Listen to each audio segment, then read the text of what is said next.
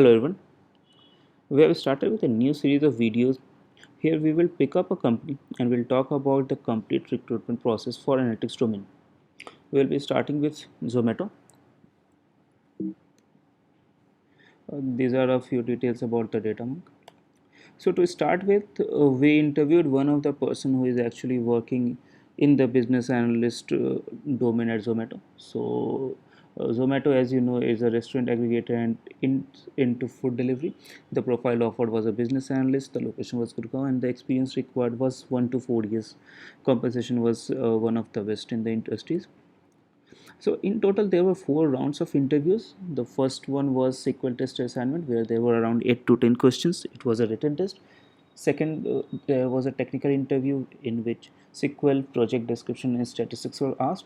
Third, the technical and case study round, again the project was asked, and then there were questions on Python and case study. Fourth was the hiring manager round, which was more around culture fit and project. So we will look into each of these rounds in detail. To start with, in the first round there was a SQL test which was having around 8 to 10 questions.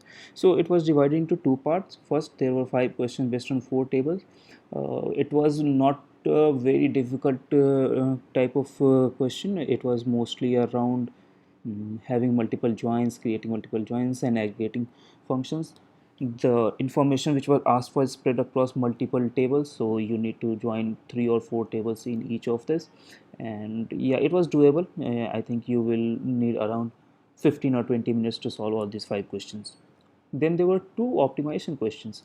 So wherever we have a written round in SQL test, we mostly come across the questions which you have to write codes. But in Zomato's test, there were optimization question where there were two queries, and you have to actually find out what the error could be and if there is an error or not.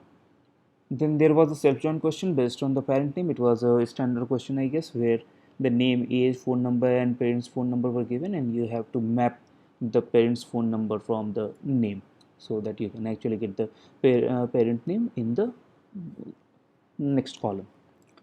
So I think Mentor did well in this round, and he was more around 7 or 8 out of 10 in this round. So he was asked for another round.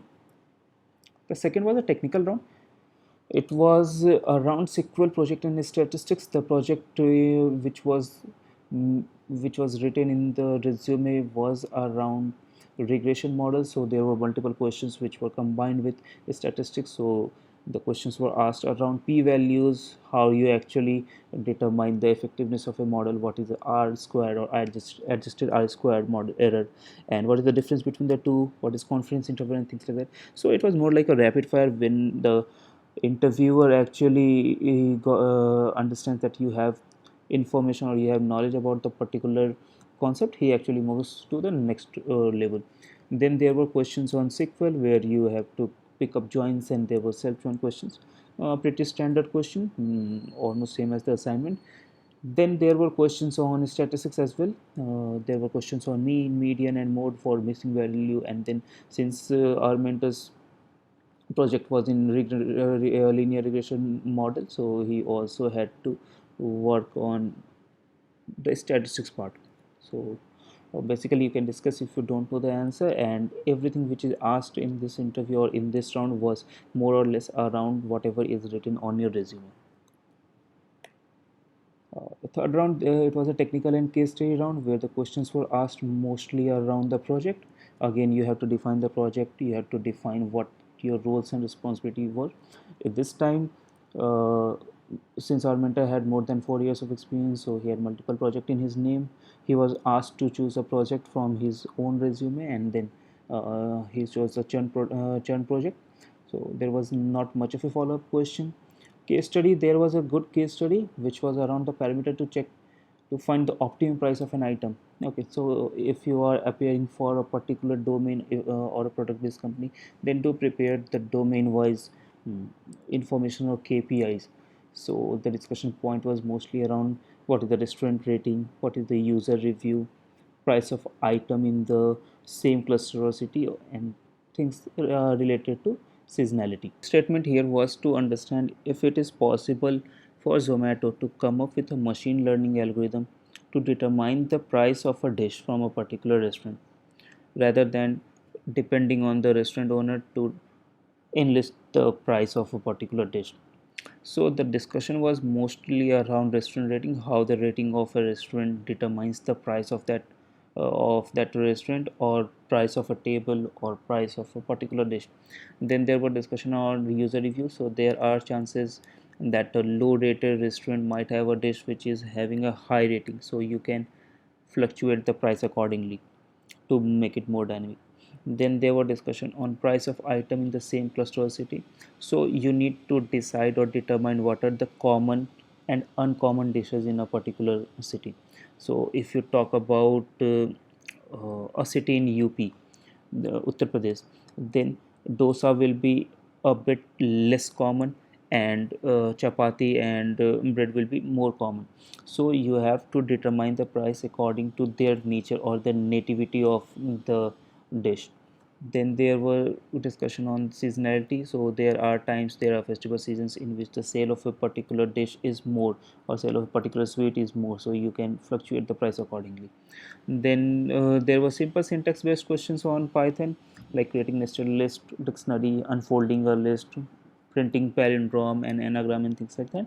It was not very hard on code, so you just have to tell them the concept or the logic which you are thinking about. One hint which, or one advice which I would like to give here is to talk through your points. So there might not be a very high impact point in your mind, but if you talk to the person, you can actually understand the flow, and you can actually go around and have better points in mind. uh, the third round was followed by the fourth round, which was the hiring manager round, in which there were questions around project description, roles and responsibilities in the previous organization, and there were cultural fit questions like why you want to join Zomato and things around data engineering part, if there is an experience of data engineering in your resume or in your profile. So the complete process was around 4 or 5 days, and yeah, everything went well, and the offer letter was released for our mentor. So if you want to prepare for a particular interview, or if you want to understand what type of questions are being asked in a particular domain or in a particular type of company, then you can visit our website www.thedatamonk.com.